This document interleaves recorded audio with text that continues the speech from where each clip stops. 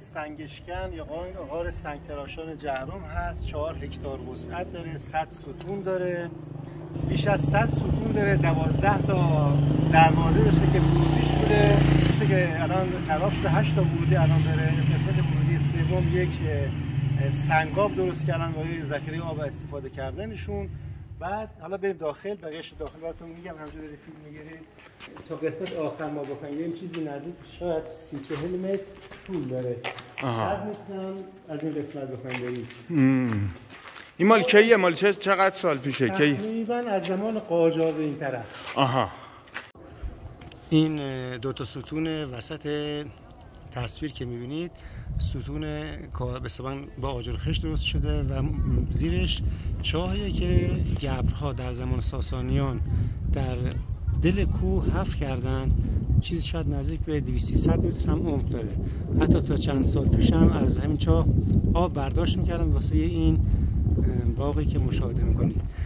سمت چپ بالای این دو تا ستون یک قسمت صاف میبینید که قسمت صاف اینجا چند تا استخر هست، استخر سنگی که آب از کوه که میومده داخل این حوضچه ها قرار میگرفته و آب تصفیه میشده، آب گران صاف زلال میشده، قابل شرب بوده. سمت قسمت بالش هم سازه هایی هست که معلومه اینجا یک برج بالایی داشته که اکثرا تخریب شده.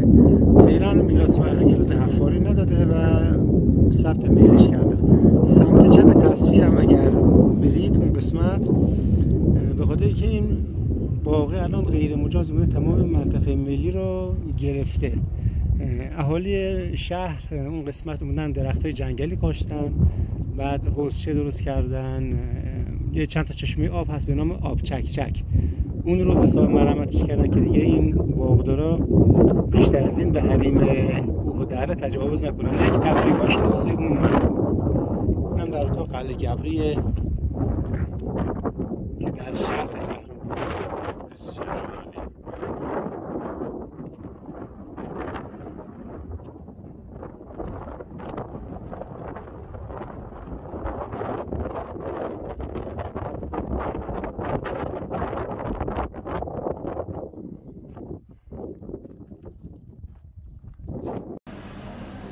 بازار سرپوشیده جهرم.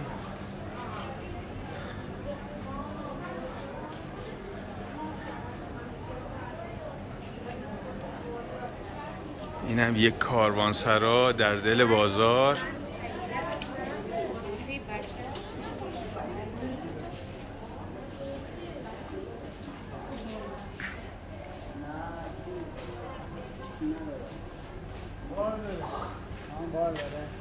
ماشاءالله. آره ساختنش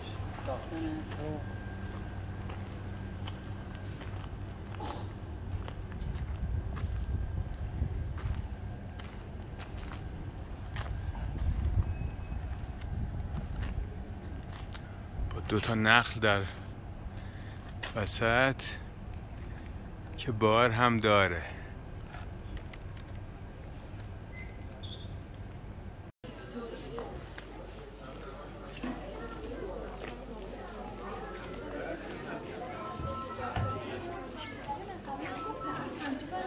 این هم یه کاروانسرای دیگه تو یکی از دالونای دیگه بازار.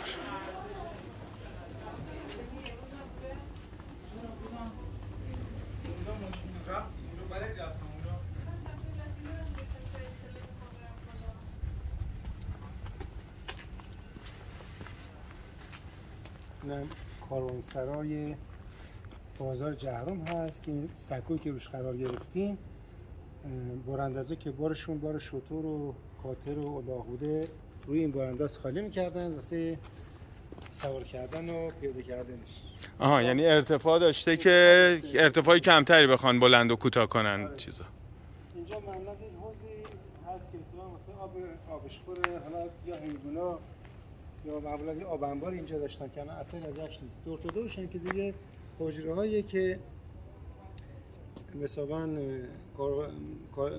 کسی که حمل کاروان مسافرا بودن قافله میرفتن توش استراحت میکردن. شومینه داره. شومینه داره؟ آره. آره. چه جالب واسه موقع‌های سرد سر توش شومینه و اجاقه. معمولاً کوتاهه که مثلا دیگه سرما خیلی بهش نفوذ نکنه. اه. الان نگاه کن اینجا یک شومینه اینجا بیرون قرار گرفته. آره این بخاری دیواریه. چه جالب.